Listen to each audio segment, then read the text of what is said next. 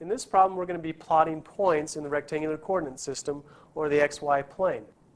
To plot a point, we begin at the origin, and if the x-coordinate is positive, like in A, we will move to the right, and if the y-coordinate is negative, as in A, we will move down. So from the origin, I'm going to move 3 units to the right, and then I'm going to move 4 units down and make a point, and that'll be point A. For point B, we'll again start at the origin, but since my x-coordinate is a 0 this time, I'm not going to go left or right, but my y-coordinate is a 2, so I will go up 2 and make a point. On point C, we have an x-coordinate of 3, so from the origin, I'm going to move 3 to the right, and then I have a y-coordinate of 0, so I'm not going to move up or down, I'll just make my point, and that'll be point C.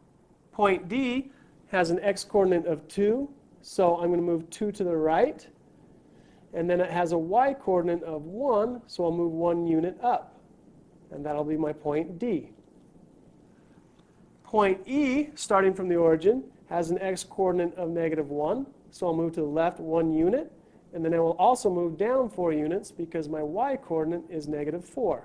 So moving down 4 units, E will be right here.